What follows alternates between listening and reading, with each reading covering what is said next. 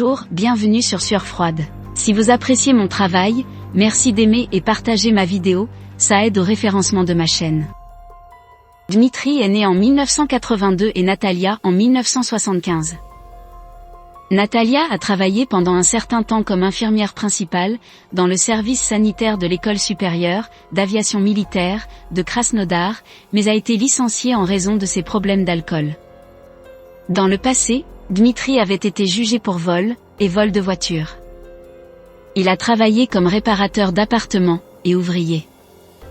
Les Bakchiff vivaient ensemble depuis 2012 dans un dortoir scolaire, la chambre étant héritée par Natalia de son ancien mari. Les crimes des Bakchiff ont été découverts par accident. Dmitri a perdu son téléphone portable, sur lequel il y avait des photos de lui avec des restes humains.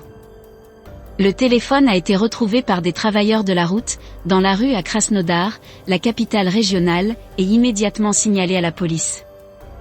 Sur son téléphone portable, il y avait des images de lui, se prendre en selfie, avec des parties du corps d'une femme.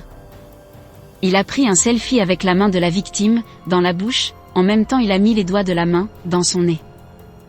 Lors de l'interrogatoire, il a affirmé avoir trouvé les restes dans des buissons, mais a avoué plus tard avoir tué une femme.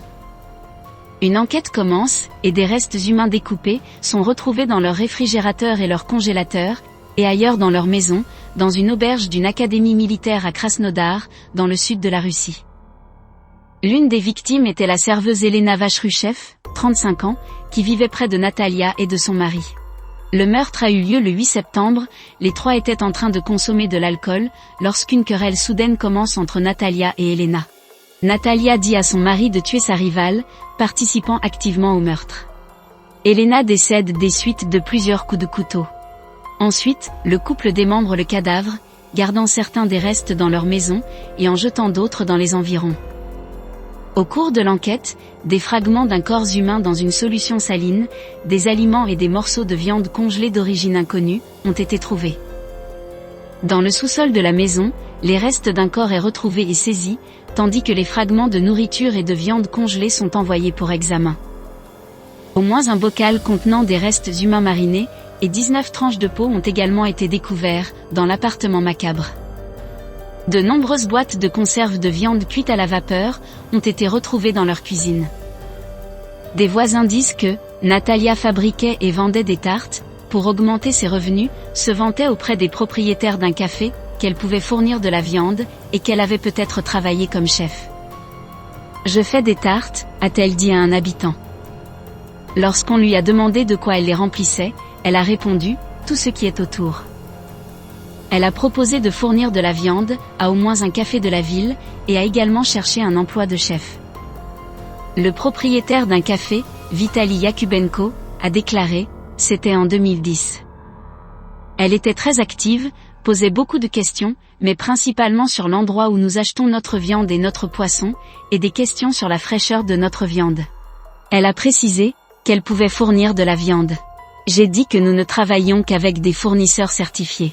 À leur domicile, de nombreux téléphones portables de leurs victimes ont été retrouvés, ainsi que des leçons vidéo, sur la façon de cuisiner des repas, à base de viande humaine. Sur une vidéo, on peut voir une tête humaine cuite, entourée de mandarines. Ils ont mis des olives dans les yeux, et attaché un citron au nez. Une fouille policière a trouvé des parties du corps dans une poubelle près de l'auberge où vivait le couple, et la tête d'une femme aux cheveux roux dans un seau en métal, avec de la peau humaine à proximité. La femme a été identifiée comme étant Elena B., qui vivait dans la même académie militaire, où résidait le couple cannibale présumé. On pense qu'elle a été tuée dans une forêt voisine, et que ses restes démembrés ont été transportés par Bakchiff, chez lui, dans un sac à dos. Un commerçant local se souvient qu'il était venu recharger son téléphone portable, et qu'il était reparti avec du sang dégoulinant d'un sac isotherme. Une source policière a déclaré, en parcourant les photographies, Natalia a reconnu plus de 30 victimes, qu'elle a tuées et mangées avec son mari. Sergueï Labinstev est un officier à la retraite de l'armée de l'air, et il connaissait le couple depuis des années. Il raconte comment il a été attaqué par le couple Bakchiff. Dmitri a dit qu'il était jaloux de moi et de sa femme, bien qu'il n'y ait aucune raison à cela. Ce n'était pas vrai, Natalia était beaucoup plus jeune que moi, de quoi parlait-il? Soudain, il a attrapé un tabouret et a essayé de me frapper dans le dos. Mais j'ai réussi à l'éviter, j'ai servi dans l'armée et je sais me protéger.